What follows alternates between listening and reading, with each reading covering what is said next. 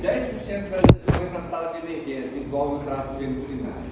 É difícil o diagnóstico de determinadas lesões, ou seja, não é tão simples assim, porque às vezes o doente lá não chega com hematúria, às vezes assim, o doente, sei lá, é politraumatizado, então assim, tomou um projeto de arma de fogo no abdômen, aí intestino rompeu, e aí peritonite, vai para a sala de cirurgia, e às vezes pode passar desapercebido, às vezes uma lesão lateral, então o diagnóstico às vezes não é tão simples assim.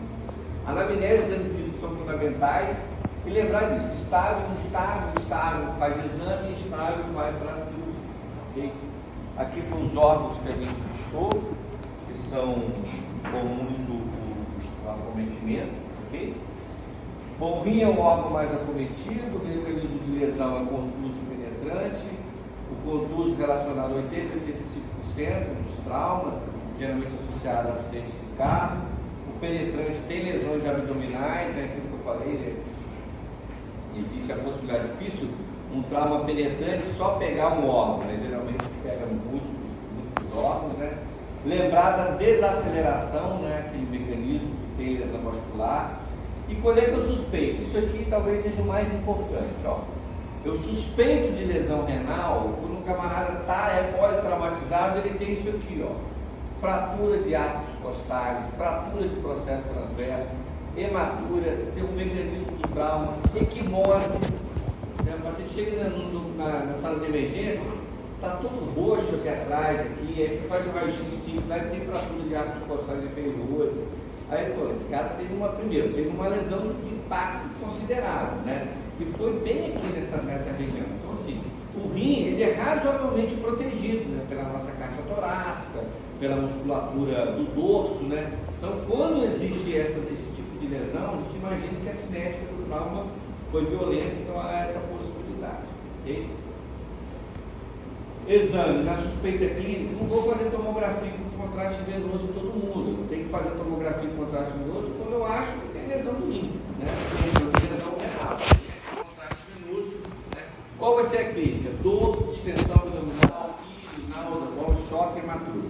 A clínica, gente, do politraumatizado era tudo igual. O cara tem dor, igual o cara que não se acidenta, não chega com dor. Né? Se tem distensão abdominal, né, pode ser por conta de lesão de víscera oca, pode, então assim, é difícil pela clínica, agora assim, chama atenção aquilo que eu falei antes, se tem fratura de arco costal, se tem fratura de apóstolo transverso, se tem equimose, um mecanismo de desaceleração, se tem hematúria, aí fica de olho que pode ser lesão renal. Ok? Bom, a classificação do trauma renal é algo importante, é o que vocês têm que saber, ok? O trauma grau 1 é só um hematoma subcapsular, não tem lesão de parênquima, não tem lesão da cápsula, tá vendo? É como se fosse, isso aqui é como se fosse o cascudo do rim. Ele sofreu impacto, mas não teve laceração nenhuma de parênquima. O grau 2, existe uma laceração de parênquima, mas aqui, ó, o radiologista diz para mim, quem diz o grau do trauma, pessoal, é o radiologista. É ele que vai dizer, olha, lesou isso, é menor que 1 centímetro. Então, se teve uma lesão do parênquima com a extensão menor que 1 centímetro, ele diz que é grau 2. O grau 3, a lesão, ó, é maior que 1 centímetro. Ok? Reparem que tanto 1 quanto 2 quanto 3 não tem lesão de sistema coletor. Ok? Quando tem lesão de sistema coletor, quando tem lesão de vaso, né, aí é grau 4. E grau 5, né, são múltiplas lesões, né, e às vezes a trombose de grande vaso.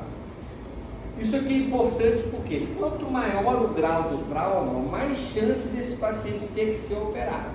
Apesar de que hoje a tendência é que você aguarde o máximo possível, a não ser quando o doente tem instável, né? Por quê? Toda vez que eu me meto a operar um trauma renal, o final da cirurgia é o quê? Nefrectomia. Né? Ninguém consegue chegar aqui e consertar o que está sangrando e deixar o rim no lugar. Então, assim, a gente sabe que se a gente não operar, esse doente tem chance de manter esse rim. Agora, se o doente está instável, está sangrando, matou o expansivo, não tem jeito. Então, o grau 5 é o seguinte. É quando o paciente tem múltiplas lesões. Ele lesou aqui, profundo. Oi? Não, sangra muito. Não, olha só. Grau 5 é o seguinte, depende. O grau 5 pode ser essas lesões paraquimatosas. Mas se eu tiver, por exemplo, uma avulsão do hilo, é também um grau 5. Aí não vai ser nada. Não vai ter hematúria, porque não vai ter perfusão. Sangramento que eu disse foi hematúria, é isso que está falando? Se o paciente tiver uma avulsão do hilo renal, ele é classificado como grau 5, ele rompeu a artéria. Ele não vai ter hematúria, porque ele não vai filtrar desse rim, mas ele vai morrer de choque pulmonar. Tem lesão, tem trombose aqui, ó. Tem lesão de vaso também, mas não é avulsão, mas tem trombose aqui, ok? A hematura macroscópica é o indicador mais confiável de lesão urológica grave, embora o grau de hematura não se correlacione com o grau de lesão renal, que a gente conversou. A TC é indicada quando? Quando os pacientes lesionados apresentam hematura macroscópica, hipotensão, lesão medular lombar, fratura de costela ou de processo transverso. Então, quando eu tenho essa suspeita clínica, é que eu vou correr atrás do exame, ok? Sempre que a lesão do trato urinário for clinicamente sugerida, é necessário realizar o TC especificamente para avaliação do trato urinário. Isso é uma coisa importante, tá, gente? Tempos atrás eu trabalhava mais assiduamente no Ferreira Machado, e assim, não era incomum eu chegar lá na segunda-feira para ver o paciente com trauma, tem um paciente com trauma renal. Quando eu chegava lá para ver, o exame estava incompleto, porque para saber, para eu classificar o trauma, o paciente tem que fazer o quê?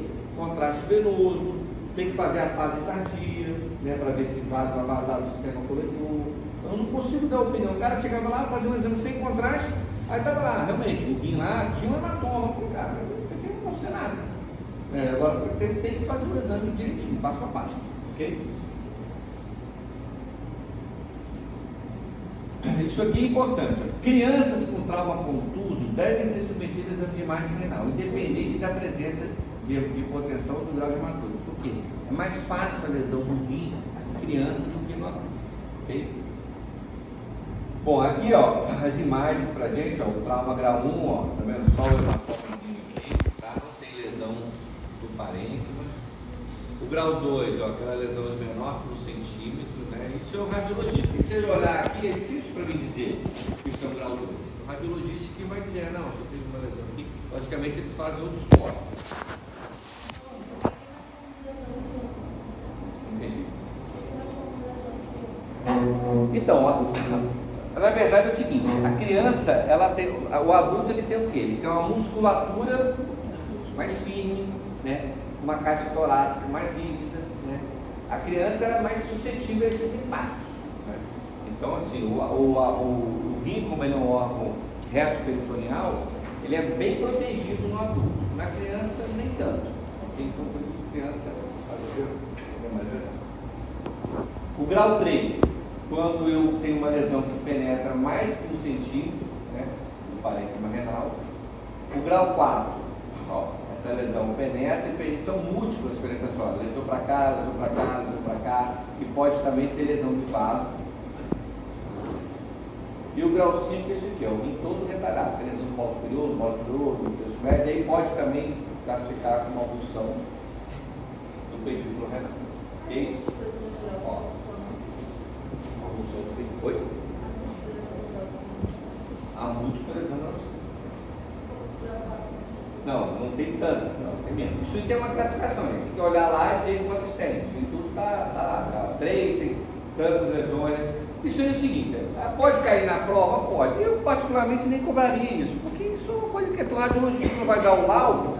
Eu acho que a mensagem mais importante é o seguinte: como eu identifico, né?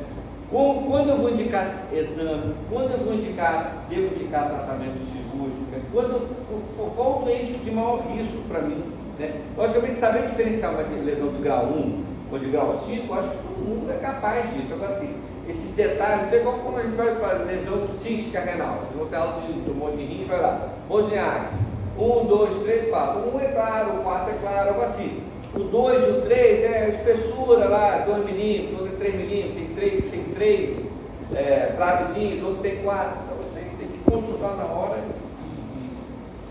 sabe, ok? Bom, tive um trauma renal, não precisei operar, o paciente manteve o rim, mas ele pode ter tanto complicações agudas e tardias. Agudas é isso aqui, ó. A gente pode ter uma hemorragia, um hematoma expansivo, urinoma quando abre o sistema coletor, aí é grau 4, e abscesso. Às vezes isso aqui eu tenho que intervir, ok? Tem um urinoma, às vezes eu espero um pouco, pode ser reabsorvido, mas às vezes pode infectar, formar um abscesso. O cara tem febre lá no 15º dia, eu vou lá, dreno lá no cesso. Ah, não, está extravasando urina, eu vou lá, passo um catéter duplo J, né, para drenar melhor aquele sistema coletor. Se tem hematoma expansivo, estou fazendo um tratamento conservador, né? Então, o tratamento conservador, a gente diz para o doente, para a família, olha, ele teve uma lesão, ele não é cirúrgico agora, mas ele pode ser cirúrgico daqui a 6 horas, daqui a 12 horas, daqui a 24 horas. Como é que eu acompanho isso? Hematoma do seriado, controle das atividades em clínica. Não precisa, também é uma agonia danada. O cara quer tomografar o cara, não, tomografa hoje, tomografa amanhã, não precisa. Está mantendo a pressão, está urinando, está estável, está carregado, o hematoma não está caindo, você não dá conduta, o cara está indo bem, você também não faz. Agora não, o paciente está piorando clinicamente, caiu o hematócrito, está mais taquicárdico, aí eu vou fazer um exame de imagem que provavelmente isso a gente deve ter piorado, e aí às vezes você tem que operar, ok?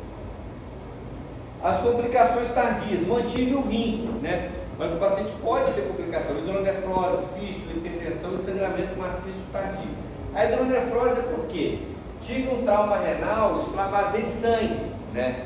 Não precisei operar, mas o sangue dá uma reação inflamatória. Essa reação inflamatória pode gerar uma fibrose aqui no ureter superior e aí dificultar a drenagem, ok? Então, o paciente que tem um trauma renal, por mais que você não o opere, né, ele vai para casa, a gente tem que ter um segmento depois, para a gente pesquisar se ele tem uma dessas complicações. Okay? Quando é que eu opero então? Se tem um sangramento persistente, se extravasa a urina, isso aqui é questionável, né? Às vezes se tem um extravamento pequeno, às vezes você pode fazer um tratamento conservador. A vantagem de você operar com extravasa a urina é que você acelera a recuperação. E a cirurgia é relativamente simples, é a instalação do catéter do J. Okay? Se tem muito parênquima renal inviável, se tem lesão do pedículo, isso ou trauma penetrante. Okay? Ureter, aquilo que eu falei, raro, 1% das lesões.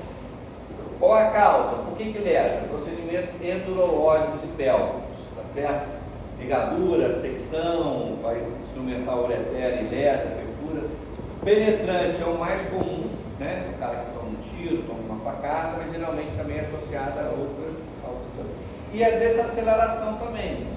Uma lesão de alto impacto pode romper, o ureter está fixado nos músculos, pode romper. Okay? O terço superior é mais frequentemente lesionado do que o terço médio inferior, é o mais comum, lesão aqui em cima. Lesões associadas são frequentes, lesões do intestino foram mais comumente envolvidas em conjunto com o trauma ureteral. Aquilo que eu falei, o ureter é fininho. Difícil um trauma penetrante, que é o mais comum, pegar só o ureter. Então a gente vai pegar as alças intestinais. Okay? Suspeita clínica, anamnese, dor lombar, dor nefório, peritonite. Você vê que a clínica é semelhante à da outra também. Tem peritonite, tem dor, então por isso que é difícil. Lesão ureteral é bem difícil identificar. É raro identificar na hora. Geralmente é depois. O cara é operado pela lesão intestinal. E aí depois o cara não está evoluindo bem, faz o exame de imagem, tem líquido na barriga, o cara acha que foi surgido o intestino, aí vai ver o contato que está vazando lá. Okay? TC com contraste venoso, posso fazer urografia, posso fazer a pielografia retrógrada, que aí já está contraste por aqui, ok? E as complicações da lesão, a estenose e fístula, ou seja, se eu tive uma lesão ureteral, a tendência do organismo é o que? É cicatrizar. Toda cicatrização envolve o que? Depósito de colágeno, né? A cicatriz ela faz o que? Contração. Né? O ureter é fino, naturalmente. Então, se tem uma contração aqui, a chance desse paciente ter uma estenose. Okay? Ou, eventualmente, a fístula, né? Que seria a comunicação do ureter com o ureterizado. Okay? Tratamento. Se eu descubro logo, né, a lesão ureteral, eu posso tratar. E o imediato é até uma semana. Agora, se eu descubro depois, olha só como é que o diagnóstico é tardio. Se eu descubro depois, é melhor esperar. Por quê? Porque aí vai ter muita reação inflamatória secundária ao trauma. Então é melhor, vai ser difícil eu reconstruir aquilo ali. Okay? Bom, tipo de cirurgia. É isso aqui. Ó. Ureter superior, médio e inferior. Essa é a anatomia. Se eu tenho uma lesão de ureter inferior, eu posso fazer isso tudo aqui. Ó. Eu posso pegar o ureter inferior e jogar ele, cortar ele e anastomosar ele direto na bexiga. Para fazer isso, eu tenho que às vezes fazer o quê? Levar essa bexiga, que a bexiga, às vezes, a lesão é aqui, às vezes eu não consigo chegar o ureter aqui, vai ficar tenso. O que eu faço? Eu levo a bexiga mais para cima. Só que se eu levar a bexiga mais para cima e anastomosar, depois que eu soltar, o que vai acontecer? Vai tracionar de novo. Então o que eu faço? Eu prendo a bexiga no músculo psoas, que é uma técnica de psoas rígidas, né? Aí eu prendo, aí a bexiga vai ficar fixa, eu consigo fazer essa anastomose. Eu posso fazer isso aqui também, ó, quando é o ureter inferior. Pegar o ureter e transferir ele para o outro lado. Ok? Fazer uma transureter anastomose. Isso aqui é pior do que isso aqui. Isso aqui é pior do que isso aqui. Por quê? É ruim eu pegar um ureter esquerdo e colocar no direito. Por quê? Esse paciente pode ter um problema aqui no esquerdo. Como é que eu vou instrumentar isso aqui depois? Vai que o paciente tem um cálculo aqui. Como é que eu vou chegar depois? Eu vou ter que dificultar, vou ter que ir por aqui. Então, não é bom você pegar uma estrutura doente, que é o ureter esquerdo, colocar numa estrutura que não tem nada a ver com o negócio. Coitado, tá ali, bobeira e recebeu lá, entendeu? Você acaba sacrificando o outro lado que está totalmente normal, ok? Outra gambiarra, ela falou que isso aqui hoje era gambiarra, cadê ela? Vai embora? Não quer citar hoje não, falou que isso aqui era uma gambiarra. Outra coisa que a gente faz é isso aqui, ó. O que é isso aqui? Isso aqui é um flap de Boari, o nome dessa cirurgia. Está longo para eu chegar, está ruim para eu colocar para o outro lado. O que eu faço? Eu faço um retalhozinho da bexiga, eu abro a bexiga, faço esse retalho, ela falou um canudinho mesmo, e aí eu anastomoso o ureter nessa parte da bexiga e depois isso aqui. Deu para entender? Eu abri a bexiga e joguei um braço da bexiga lá para cima, um pedacinho da bexiga. E aí eu vou fazer um novo túnelzinho, novo tubo, para poder chegar no ureter. Ok? No ureter médio, a mesma coisa, posso fazer uma transuretero ou eventualmente até uma anastomose terminal. Okay? No ureter superior já fica mais difícil, porque eu não consigo levar a bexiga para cima, é difícil eu colocar do outro lado. Então, às vezes, posso usar o artifício da uretero, ou seja, se não for uma extensão grande, emendar um no outro. Posso fazer isso aqui também, ó, que é um tubozinho também, só que eu vou usar um pedacinho do intestino. Para fazer um tubinho para simular o ureter para tirar aqui. Ok? Bom, suspeito de lesão ureteral. Se o paciente está instável, ele vai para a cirurgia. Se o paciente está estável, ele vai fazer os exames contrastados, tomografia ou urografia. Não foi diagnóstico, às vezes você faz o exame e está na dúvida. Será que está lesado? Será que não está? O que eu vou fazer? A pielografia retrógrada, que é muito mais precisa, né? Eu vou jogar o contraste direto na onde eu estou achando que está com lesão. Aí eu vou ver se vai vazar, se não vai, para onde vai o líquido, né? Se tiver extravasamento, exploração cirúrgica, ou colocar só um duplo J, ok? Fiz a pielografia, está normal, não precisa de tratamento, ok?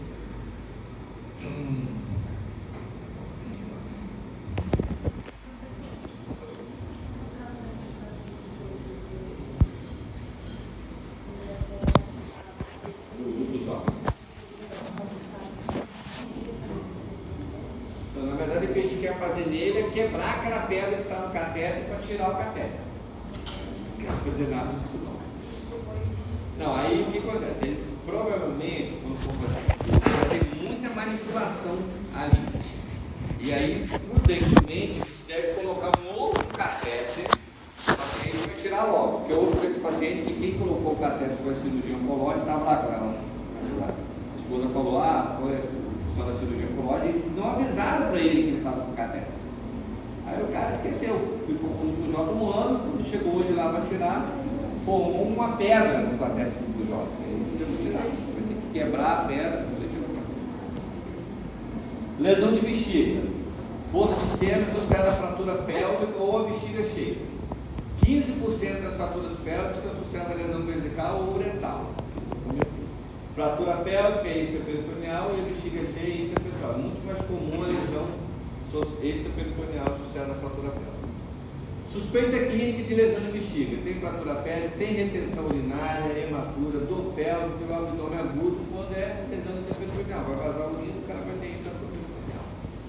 Raio-X é aqui, ó. Raio-X por quê? Vai ver a fratura pélvica. E a cistografia para quê? A cistografia é aquele exame que eu jogo o contraste na bexiga, 300 metros, vou estender e vou ver onde vai vazar. Lembrar sempre de fazer com a bexiga cheia e esvaziar e fazer com a bexiga vazia. Okay? Complicações, vazou é abscesso pélvico. Okay? Então aqui, ó, um exemplo de lesão intraperitoneal. Encheu a bexiga, ó, tem contraste aqui em cima, entre as alças, ou seja, vazou da bexiga, então é intraperitoneal, não tem dúvida, tem que operar. Okay? Aqui, ó, ruptura extraperitoneal, ó, não vazou só aqui, ó, embaixo, não tem nada para cima. O tratamento, controlar como é politrauma, né? Preservar a vida, sinais vitais, controle do choque hemorrágico, abordar a bexiga, não abordar o hematoma pélvico. Ora, se eu sei que tem fratura pélvica sangra. Tá? Sangra. E aí o que acontece? Por que o cara não morre? O cara não morre porque aquilo lá está contido, né? Porque não tem osso, tem alça, está no espaço contido. Se eu abordo o hematoma pélvico, esse cara sangra até morrer. Então a gente não aborda hematoma pélvico. Okay? Se for extraperitoneal, catéter por 10 dias, intraperitoneal, faço laparotomia. E sangramento transvacular, está sangrando o hematoma, você não aborda, mas eventualmente na cirurgia você teve que descolar e aí começou a sangrar, você não tenta parar o sangramento, é jogar a compressa e 48 horas depois ir lá olhar. Aqui, ó, só para vocês entenderem as zonas dos hematomas. Na zona 1, né, é lesão de grande vaso, isso aqui eu opero, ou é lesão de aorta ou de veia cava, tá? 8 vezes 10. Lesão 2, zona 2, são os flancos, ou é lesão de rim ou lesão de suprarrenal. Aí às vezes eu tenho que operar e às vezes eu não tenho que operar. Zona 3, não mexe, não opera. Uretra, é incomum, mas é mais comum do que a ureter, ok?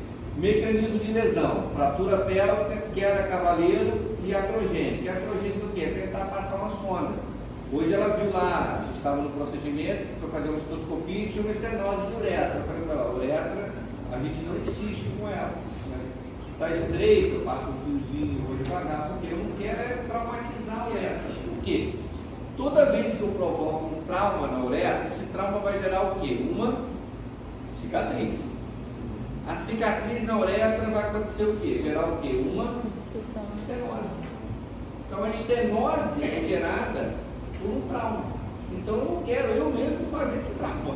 Então tem que ter cuidado. Então assim, e atrogênico é o quê? Ou é instrumentação mesmo, ou é passagem de sono, né? Então tem que ter cuidado, né? Quando for passar os catéteres vesicais, lubrificar bem a uretra. E às vezes depois que vocês adquirirem experiência, vocês vão perceber que na hora que eu coloco a xilocaína, eu já percebo, se tem uma resistência à entrada da xilocaína, provavelmente está estreito mesmo, aí eu vou forçar. Eu já vi trauma acontecer com a força da xilocaína. Porque se está estreito, você faz uma pressão, né, você às vezes descola ali aquela mucosa. Então tem que ter cuidado. Okay? Anatomia a gente já viu, né? A uretra posterior membranosa prostática, anterior lombar veniana. Aqui o exemplo que a gente mostrou lá, prostática e a membranosa tem o esfíncter, e aqui a lumbar e a uretra peniana. Okay? Uretra posterior está associada à fratura pélvica, ok? Dor no baixo ventre, sangue no meado, tudo que é sensibilidade, o cara não urina, né? Está a fratura pélvica, palpação do hematoma pélvico de expansão. Se eu for fazer um toque, a próstata vai estar deslocada anteriormente, porque tem um hematoma pélvico, aquilo ali vai encher aquela região ali, quando eu for fazer o toque retal, a próstata acabou subindo. quinto, é difícil alcançar a próstata. Okay? Se o paciente tiver uma ruptura completa, pessoal, da uretra membranosa, ó, se ele tiver uma ruptura completa aqui, outra coisa que a próstata sobe. Eu não consigo alcançar a próstata num toque. Se ele romper completamente. Uretra posterior, o exame que eu faço é a uretrografia, a mesma coisa. Eu faço raio-x porque eu quero ver se tem fratura. E a uretrografia já no contraste, tá vendo? Nem passou para a bexiga, ok? Então, esse paciente aqui tem que fazer uma cistostomia dele, não tentar passar nada aqui que eu posso piorar o trauma. A complicação da lesão da estenose da uretra posterior, que é a uretra membranosa prostática, é a mesma complicação de quando eu vou remover a próstata. Quem já fez consultório comigo, que já o paciente vai fazer uma cirurgia de próstata. Ele pode ter disfunção erétil, incontinência urinária, né? E estenose. Por quê? A incontinência urinária é porque está pertinho do esfíncter ali, então pode ter lesão desse esfíncter na reconstrução, ou no próprio trauma. Disfunção erétil por quê? Quando eu vou consertar aquilo ali, eu vou manipular muito aquela região, e os dedos da ereção, eles passam ali naquela superfície externa da próstata, então eu não posso lesar esses ramos nervosos, ok? E a estenose é por quê? Eu vou ter que fazer uma anastomose, né? E essa anastomose, às vezes, ele pode, na hora de cicatrizar, ela ficar mais estreita e gerar uma estenose. Okay? O tratamento imediato é a cistostomia, né? É drenar a bexiga, ok? Se for uma laceração incompleta, ou seja, não rompeu totalmente, às vezes cicatriza em 2 a 3 semanas, ok? Agora, eu às vezes faço um tratamento retardado, ou seja, eu não vou mexer naquilo ali. É melhor, às vezes, inclusive, fazer o tratamento depois. A gente deve evitar operar um trauma de uretra posterior no momento do trauma. Eu aumento muito mais a chance de disfunção erétil, de incontinência urinária e de estenose. Ok? E o realimento primário é aquilo que eu falei. Tem um percuitozinho ali passando ali, eu posso tentar com o instrumento endoscópico delicadamente passar um fiozinho e passar uma sonda e deixar essa sonda. Não quer dizer que o realimento primário vai evitar a cirurgia, não, mas vai deixar mais próximo ali os tecidos, a parada ficar vazando, então talvez facilite, mas ele vai ter que ser operado obrigatoriamente. Mesmo no tratamento retardado, o paciente tem 5% de estenose, 10% de disfunção erétil e 2% de chance de incontinência urinária. A uretra anterior, que seria a uretra bulbar e peniana, contusão ou laceração. A suspeita vai ser a história clínica, dor perineal, hematoma perineal e também a presença de sangue no meato. Lembrar da uretra anterior, que o exame é a uretrografia e as complicações são as. Lembrar da queda a cavaleiro, uretra anterior, uretra bulbar, queda a cavaleiro, ok? Se for só uma contusão, ou seja, não rompeu a uretra por completo, você pode só observar e às vezes colocar uma sonda vesical, ok? Se tiver uma laceração completa, esse doente tem que ser drenado e depois você vai lá e conserta a uretra, ok? Bom, se tem suspeita de injúria uretral, se não tem, ok. Se tem, eu vou fazer a uretrografia. Se deu negativo, beleza. Se deu positivo, qual o mecanismo de injúria? Foi iatrogênico, ou seja, foi um aluno da FMC tentando passar a sonda? Se foi iatrogênico, você conseguir passar a sonda, você pode deixar um catéter de 7 a 14 dias, né? E geralmente vai bem, ok?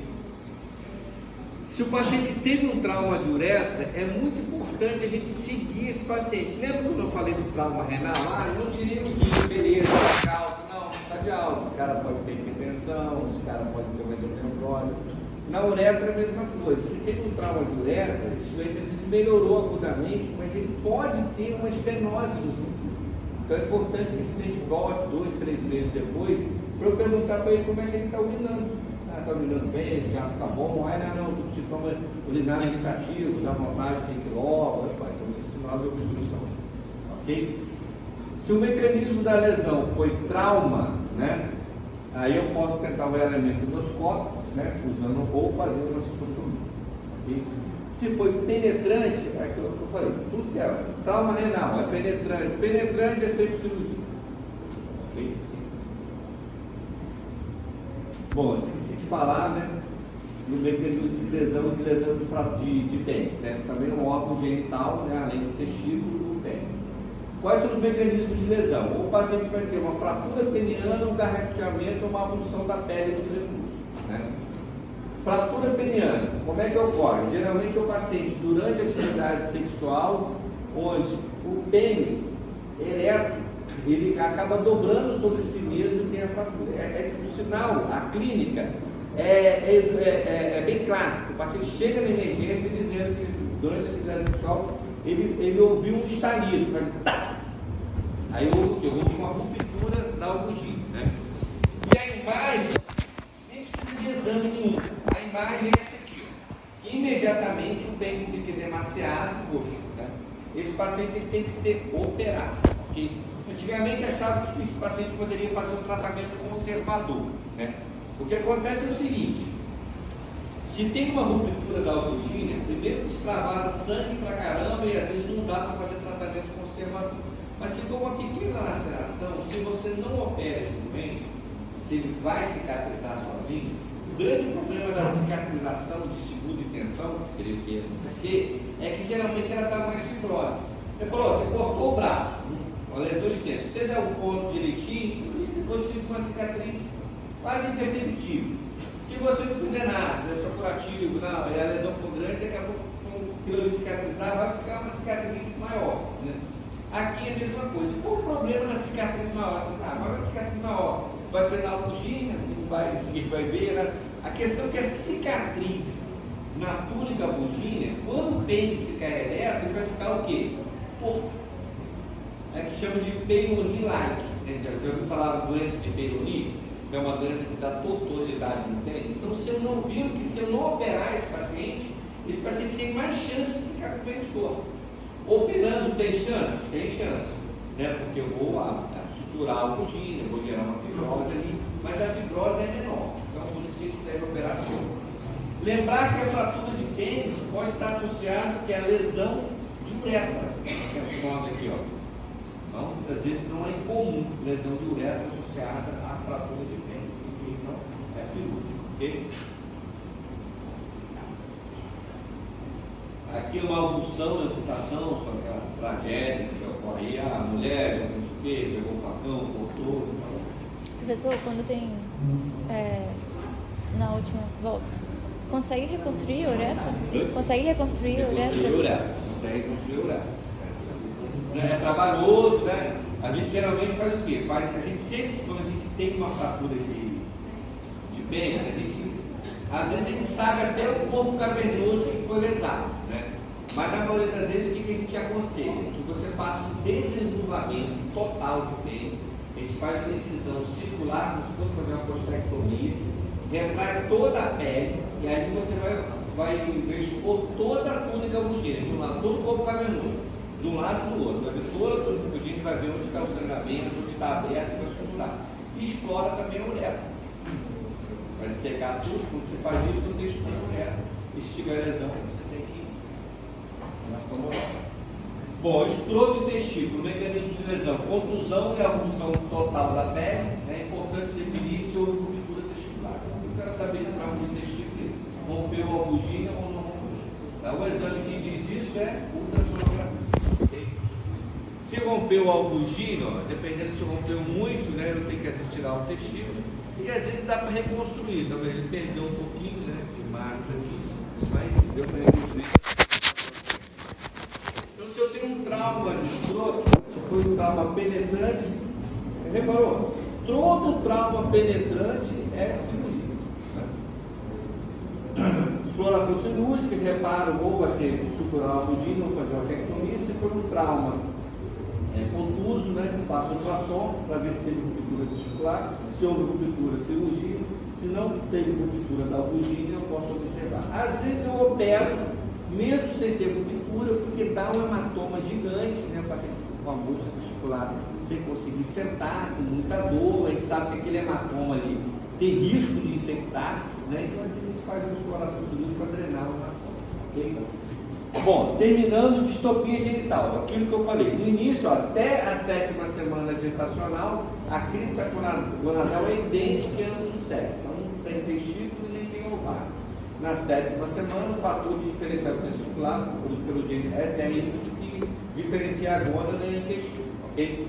A gônada vai se desenvolver onde? Próximo ao rim, né? E tem dois ligamentos, o suspensor cranial dorsal e o ligamento ventral, que é o gubernáculo, que mantém a gônada ali, próximo ao rim, ok? A descida testicular tem duas fases, a transabdominal e a intraescrotal. Ó, você tem esse negócio de data, ó. 15ª semana, chega no ligamento, no canal inguinal, e o intraescrotal vai da 24ª à 35ª semana. Isso explica porque o prematuro, né, tem maior risco de criptoquia. Okay? Bom, hidrocele é anomalia do fechamento do processo vaginal. Se tem uma estrutura anatômica, vai ter uma hérnia. Se já é líquido, vai ter hidrocele comunicante. Se o anel inguinal estiver fechado e o paciente vai ter hidrocele, essa hidrocele é não comunicante, hidrocele do adolescente. Okay? Bom, essa imagem aqui eu achei interessante. Aqui, ó, é um exemplo de uma hérnia inguinal. Ok? Conduto peritônio vaginal e hérnia inguinal. Aqui, ó, a hérnia desceu mais, é a hérnia intraescrotal. Aqui, ó, é só líquido, então é hidrocele comunicante, tá vendo? Está comunicando com o abdômen. Aqui é o cisto de cordão e aqui a hidrocele não comunicante, aquela que o conduto peritônio vaginal está fechado, mas aqui o que houve aqui? Uma produção anormal desse fluido, ou produziu muito ou reabsorveu pouco. Okay? A clínica da hérnia é a protuberância indolor na virilha, né? O garoto faz força, lá, chora, tal, aumenta o volume. Pode ser. Então, se tem uma protuberância na virilha, pode ser hérnia? Pode ser hidrocele comunicante? Também pode, né? Ou não comunicante. Intermitente. Se for intermitente, ou seja, se uma hora está maior, outra hora está menor, ou é hérnia ou hidrocele comunicante, porque o conduto peritônio está patente. Lembrar da hérnia encarcerada. Isso aqui é interessante porque a hérnia encarcerada, a criança vai estar mais toxêmica, porque é um quadro de obstrução intestinal, está vomitando. E aí o seguinte, um dos diagnósticos é esse aqui, ó, transuminação. Só que tem que ter cuidado porque a hérnia pode migrar o quê? Uma alça do intestino, né? E se eu for fazer a transuminação, vai ter líquido ali, que é uma alça, e não é hidrocele. Então tem que a clínica é importante, né? Porque essa hidrocele não vai dar vômito, essa vai ficar pouco sério, né? Então a transuminação ajuda, a gente chegou a fazer no consultório no paciente adulto, mas tem que ter cuidado. O ultrassom ajuda e a palpação, ok? Hidrocele não comunicante, ou seja, aquela que o conduto peritônio vaginal está fechado, ok? Ou é a absorção retardada de líquido, ou a dinâmica normal desses fluidos, ou uma resposta a um tumor, geralmente a causa, um tumor, ou resposta a um tumor, a um trauma, um processo inflamatório, ok? Melhora espontaneamente, ou seja, se for um processo morquite inflamatório, vai melhorar. Vai ter o líquidozinho, mas a criança vai melhorar a defecção, vai melhorar. Ou vai aparecer após a puberdade. Por quê? Se é não comunicante, o conduto peritônio vaginal está fechado. Quando essa criança nasceu, ela não tinha hidrocele, ok? A hidrocele do lactente, ela melhora espontaneamente. Se maior que 1 ano, é igual a cirurgia. Por quê? A hidrocele do lactente é a hidrocele comunicante, que tem a persistência. Então, esse conduto peritônio vaginal, ele pode fechar, né, com esse tempo. E como a hidrocele, eu sei que não tem uma importância aqui, no sentido de um evento agudo, eu espero. Se tem maior de 1 ano, aí pode operar, essa criança não vai fechar, ok?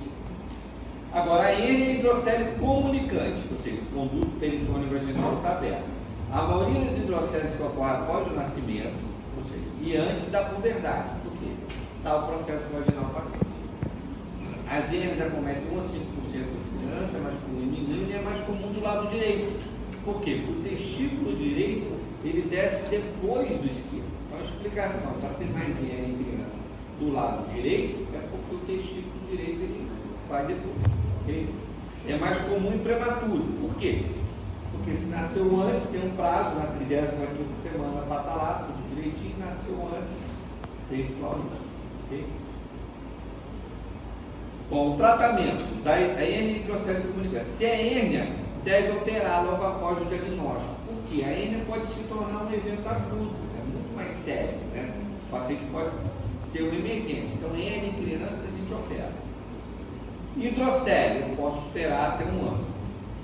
E a cirurgia o quê? Ligadura do saco lineário e redução no anel linear interno. Criptorquia, vamos lá, é a ausência do testículo no lugar normal, ok? Se eu tenho uma ausência de testículo, ou essa criança nasceu sem o testículo, ou essa criança sofreu uma atrofia secundária. Então, assim, quando o testículo não está na bolsa testicular, essa criança ela pode ter um testículo abdominal ou no canal vaginal. Essa criança pode ter nascido sem o testículo, ou essa criança pode ter sofrido uma torção testicular quando o testículo ainda estava intraabdominal. Deu para entender? Então não está na bolsa, pode ser que esteja dentro do abdômen, pode ser que esteja dentro do canal vaginal, pode ser que não tenha, e pode ser que nasceu durante a gestação, essa criança torceu esse testículo. Okay? Eu digo que a anorquia quando é a ausência bilateral. Então, quando a ausência de um é a agenesia. Quando não tem nenhum, é a anorquia. Okay? Bom, a criptorquia é a falha da descida a termo, olha só, é 1 a 4%. Olha o prematuro aqui, quase 40%. Não é bem frequente. A explicação é porque o tempo de descida do testículo. Okay? Existe uma situação que chama do testículo retrátil. Isso é uma preocupação dos pais, né? Porque o pai está lá direitinho e de repente o pai vai ver e está sem o testículo. Aí volta e meu filho agora está com o testículo. O reflexo cremastério da criança às vezes é muito exuberante. Então, ora esse reflexo cremastério traciona o testículo para fora da bolsa. Fica aqui ou na região inguinal alta, mais para cima ainda. E aí, quando o pai vai ver, a mãe vai ver, o testículo está fora da bolsa. E isso não é criptorquia, isso é um testículo retrátil. Okay? Tratamento da criptorquia. Devo operar entre 6 e 18 meses. Até 6 meses eu observo. Por quê? Às vezes esse testículo pode descer. Ok? Não faço mais hormônio. Muitos já sabem que faz hormônio para ver se não faz mais. Okay? Bom, se tem criptorquia, o testículo está fora da bolsa, aí tem duas coisas. Se está fora da bolsa, é criptorquia. Se está fora da bolsa, ele pode estar onde? Ele pode estar dentro do abdômen, ou ele pode estar na região inguinal. Se estiver na região inguinal, eu consigo palpar. E se estiver no abdômen? Eu não consigo palpar. Quando eu não consigo palpar, eu posso garantir que é criptorquia? Não posso garantir. Pode ser que ele tenha nascido sem, ou ele tenha nascido com e tenha torcido. Beleza? Então, se eu palpo, né, eu faço a cirurgia. Ó, tem que fazer uma altura, eu vou abrir a virilha ali, do garotinho, chegar lá o testículo do cordão e empurrar ele lá para a bolsa. Agora, quando eu não palpo, aí o que eu tenho que fazer? Eu tenho que fazer uma laparoscopia. Mas tem exame? Não tem exame. Faz a ressonância, não ajuda. Faz tomografia, não ajuda. Só ajuda se tiver o testículo, conseguir ver, mas não é muito fácil. Então, o padrão é o quê? Fazer a laparoscopia. Quando eu faço a laparoscopia, eu posso encontrar 3 coisas. Se eu vir vaso do fundo cérebro, tem os vasos do cordão, não tem mais nada. Sinal de que esse testículo tinha testículo, esse testículo torceu, sofreu uma atrofia. Se eu vejo os vasos entrando no canal inguinal interno, ou seja, pode ser que esse testículo esteja bem alto e eu não consegui palpar. Meu exame físico, lá, quando eu palpei, não encontrei, pode ser que ele estava no anel interno que eu não consegui palpar aqui na região do meu exame físico. Ou eu posso ver o testículo bem alto, né? ou ainda fora do anel interno. Então, quando eu faço a laparoscopia, eu posso ter 3 achados. Se Se eu viro o vaso, né, em fundo cego, eu digo, essa criança torceu o testículo para um. Os pais falam, ó, não tem mais nada, torceu, tá. Se eu viro o testículo, eu vou fazer um procedimento cirúrgico para tentar jogar esse testículo para a bolsa. E se eu não viro o testículo, mas eu viro o vaso entrando no anel inguinal interno, aí eu vou fazer uma exploração inguinal. Porque eu sei que ele está ali, mas não. Você vai entender? Então a imagem é essa aqui, ó. Aqui, por exemplo, o cara viu o testículo. Opa, beleza. Aqui, por exemplo, ó, o vaso está em fundo cego. Aí eu digo que atrofiou. E aqui eu vi que o vaso está entrando no canal inguinal, no anel inguinal interno. Aí aqui eu faço parolaparoscopia e faço uma incisão inguinal e vou lá tentar colocar esse testículo. Aqui eu vou ter que ter mais trabalho, né? E outra vantagem de operar novo é o que? A criança é menor. Imagine se pegar um adulto grandão e tentar pegar um testículo desse e jogar. Olha o espação que tem que andar. Consegue. Aqui não. Aqui a criança é menorzinha, você consegue. Ok? E por que eu devo operar aqui no toquinho? Né? Primeiro, para prevenir fertilidade. Ou seja, sabe que esses pacientes com criptorquia, eles têm chance maior de serem férteis, de ter prejuízo na fertilidade. Então eu devo operar por isso. Para prevenir torção, né? Se eu tenho um testículo fora da bolsa, né? Esse testículo ele é mais suscetível à torção. Okay? E para facilitar o diagnóstico de câncer. A gente sabe que pacientes que têm criptorquia, eles têm uma incidência maior de câncer testicular. Então, assim, uma das maneiras de se identificar câncer de testículo é o autoexame. Então, o cara percebe, pô, estou com um nódulo aqui, vou no médico, pô, o testículo está aumentado de tamanho, vou procurar um auxílio, certo? Então, facilita o diagnóstico. Okay? Importante, né? Você vê que tudo que a gente trata, a gente tem que orientar depois, tá ali? Então, assim, trauma renal, tem que cuidar que esse cara pode ter hidronefrose, hipertensão. Lesão de uretra, tem que ter cuidado que esse cara pode ter estenose de uretra depois, mesmo que eu tratei ele imediatamente, não fique nada. Lesão de ureter, mesma coisa. Na criptorquia, mesma coisa. Tratei o cara, coloquei o testículo no lugar, eu tenho que orientar esse paciente, orientar os pais, que esse paciente tem um maior risco de desenvolver câncer. Então, assim, o risco de câncer, né, se esse paciente é operado precocemente, é de 2,2. Se ele é operado mais tardiamente na puberdade, aumenta de 5 vezes. Então, por isso, é melhor operar mais cedo. Okay? E também explicar para esse doente que ele tem uma chance maior de ter dificuldade de gestação. Ok?